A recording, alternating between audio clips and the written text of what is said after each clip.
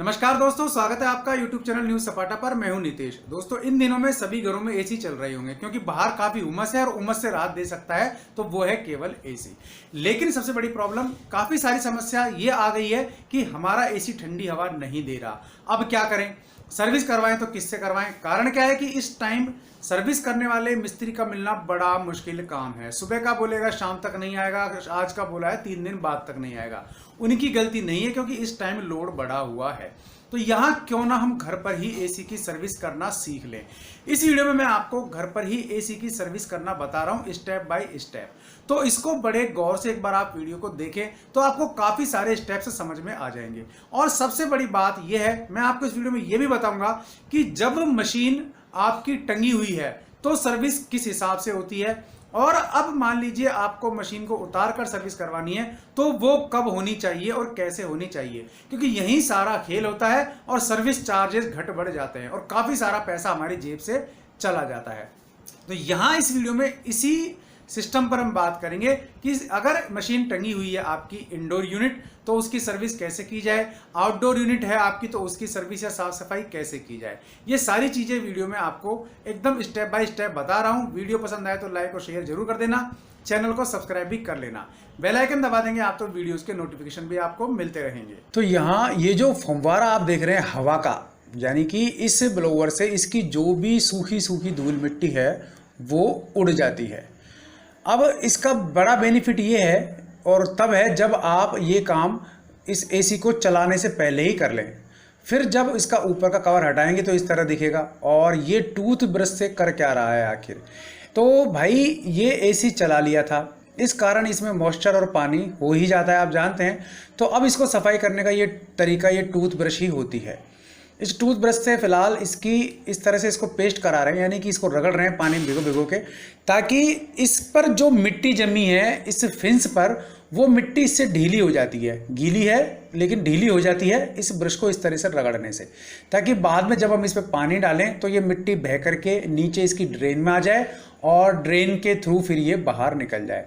तो इसलिए इसको ये पूरी तरीके से अपने को ये करना पड़ता है इसमें। तो इस तरीके से देखिए पूरी तरीके से पेस्ट करा रहा है अच्छी तरीके से। आप भी इसको घर में कर सकते हैं, इसमें कोई दिक्कत वाली बात है ही नहीं, घबराने की बात भी नहीं है।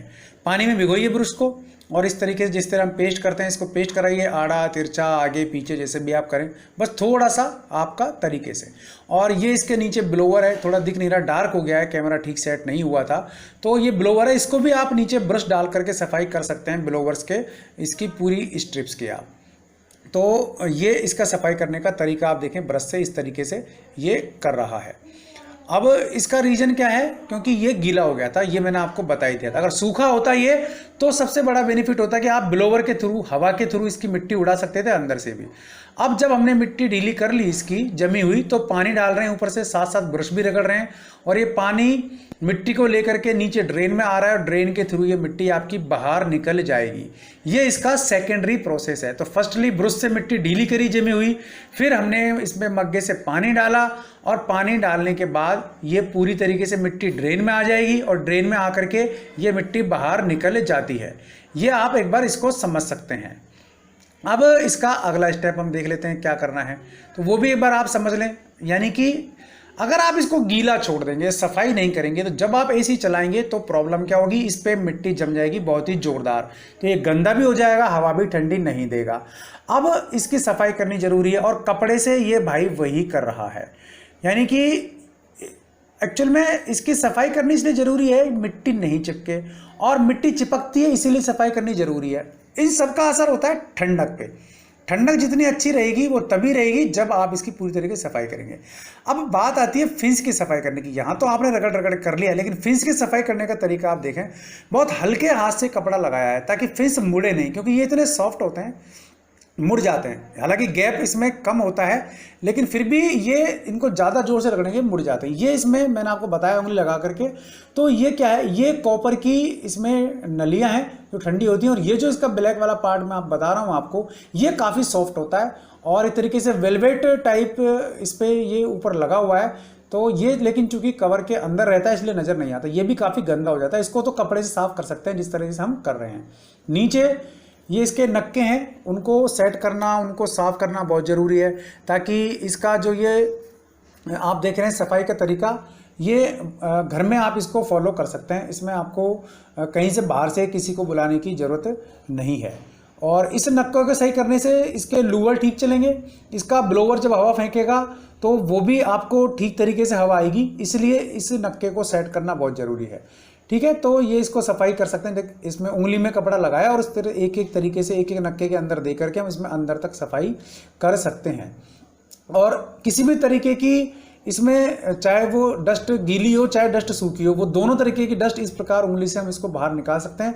ये इसलिए ज़रूरी है क्योंकि हवा जब इसमें से ठंडी होकर के बहती है तो मिट्टी इसमें गाढ़ी हो जाती है, चिपक जाती है और वो बार बार आपकी हवा को प्रभावित करती है। और एसी इसीलिए लगाते हैं, इतना पैसा इसीलिए खर्च करते हैं हम कि ये हमको ठंडी हवा दे। और ये छोटा सा कारण केवल मिट्टी जैसा ये आपकी हवा को, डस्ट को रोक देता है। इसलिए आपने देखा होगा आजकल तो इसमें एयर फिल्टर्स भी आने लग गए, लेकिन एयर फिल्टर्स के बाद की स्थिति है इसमें इतनी मिट्टी जम जाती है और इसको हमें साफ करना पड़ता है। अब इसका अगला प्रोसेस देखें हम। ये इसकी बाहर की कैबिनेट थी, यानी कि जो बाहर इसमें नजर आता है वो कैबिनेट है आपको, वो अंदर का पार्ट था। इसको कुछ नहीं, साबुन सर्फ के पानी से अच्छी तरीके से धोया जा रहा है और कुछ भी नहीं किया जा रहा। इसके दो फायदे होंगे, चमक जाएगा। ये नेट है, इसमें ऊपर लगी हुई होती है। ठीक है, इसको साफ करना बहुत जरूरी है। असली सबसे पहले डस्ट इसी पे जमता है और इतना जम जाता है कि इसमें नेट दिख रही है ना आर पार, ये दिखना बंद हो जाता है। और उसमें कुछ नहीं है, केवल साफ पानी से इसको साफ किया गया। इस तरीके से इसको फिट करते हैं। पीछे वाले आप देख रहे होंगे दोनों नक्के, ये हिस्सा बाहर रहता है इसमें बुड़ा हुआ और नक्के इसमें अंदर चले जाते हैं, उसमें फिट बैठ जाता है कट से। ये हिटाची का है इसलिए इसमें सीधे हैं, बाकी कुछ कुछ में गोल गोल आते हैं तो उसमें भी फिट करने में दिक्कत नहीं आती। ये देखिए बाहर वाली कैबिनेट का जो इसका बाहर का ये इसका कवर है, ये ब्रश से अच्छी तरीके से सफाई होगी, सारी मिट्टी धूल निकल गई इसकी और सफाई होगी। ये इसमें इसके छेद हैं, ये सेट जब हम करेंगे तब काम आएंगे। मैं फिलहाल आपको बता रहा हूँ, इसमें 4 इस तरीके के छेद हैं जो ऊपर की तरफ इसमें नक्के निकले हुए हैं, यहाँ चारों।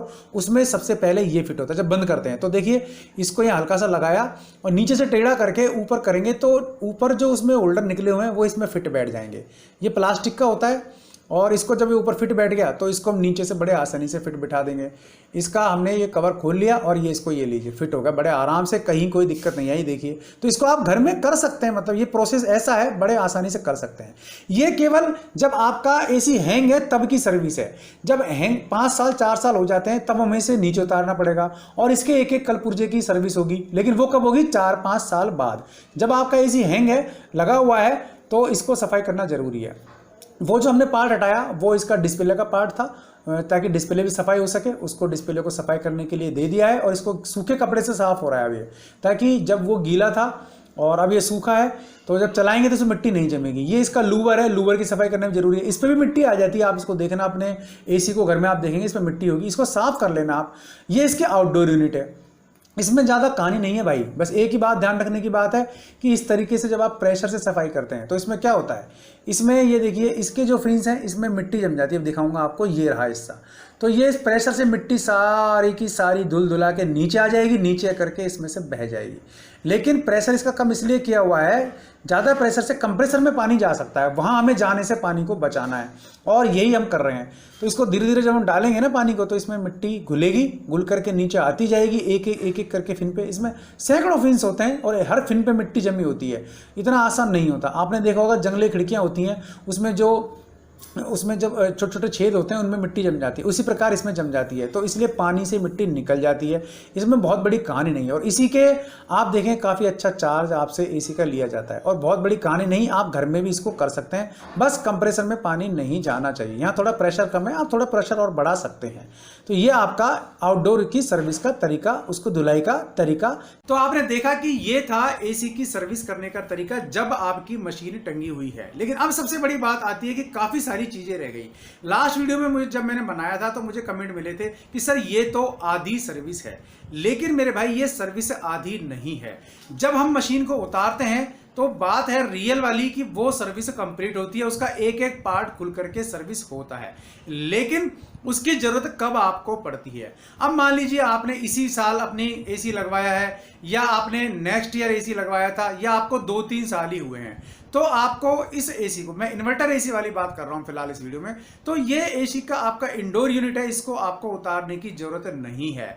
क्योंकि इस तरीके से अगर ये बुल्ट किए जाते कि इसको हर साल उतारा जाए या चढ़ाया जाए तो ये इतने महंगे भी नहीं होते और ये काफ़ी प्रॉब्लम भी खड़ी कर देते। तो इनको बनाया इस तरह से जाता है कि आपको इनको हर साल उतारने की ज़रूरत नहीं है और पार्ट की सर्विस हर साल कराने की ज़रूरत नहीं है।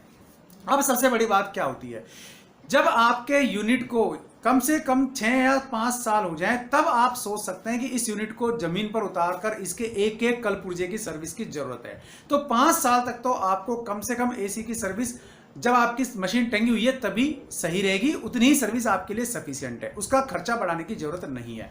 लेकिन एक बात आपको ध्यान रखनी है, इसके ये जो आपकी नेट है, ये आप अगर 10 या 15 दिन से ही साफ करते रहते हैं तो ये आपकी सर्विस का टाइम बढ़ा सकते हैं। यानी कि आपको एक तो कूलिंग ज़्यादा देंगे और आपको बार बार सर्विस की नौबत नहीं आएगी, क्योंकि जब इस नेट में डस्ट बैठ जाती है तो वो डस्ट इसमें बैठने के बाद अंदर जाती है और पूरी मशीन को, सिस्टम को डंप करने का काम करती है।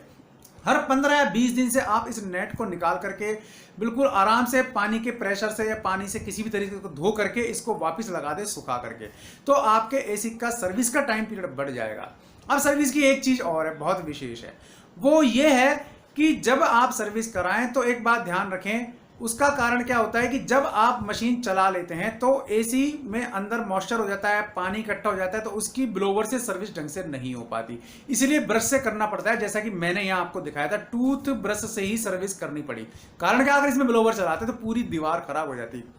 यह बात ध्यान रखनी है आपको कि जब भी सीजन हो एसी चलाने का तो उस एसी को यूज करने से पहले, यानी सूखे एसी को ही आपको सर्विस करवानी है। अब बात आती है आउटडोर कंप्रेसर की। जब हम आउटडोर यूनिट की बात करते हैं तो जिस तरीके से इसमें नली में पानी डाला गया, तो आपको ध्यान रखना है इसमें प्रेशर अच्छा खासा होना चाहिए। यहाँ प्रेशर थोड़ा कम था तो इसमें क्या बाहर मिट्टी जम जाती है, उससे नीचे गिर जाती है और उससे भी कूलिंग पर इफेक्ट पड़ता है। ठीक है, ये बात आपको ध्यान रखनी है, लेकिन इस तरीके का ध्यान रखना है कि ये पानी कंप्रेसर पर नहीं जाना चाहिए, ये आपको विशेष बात याद रखनी है। तो इस वीडियो में आप समझ गए होंगे कि आप घर पर कैसे सर्विस कर सकते हैं।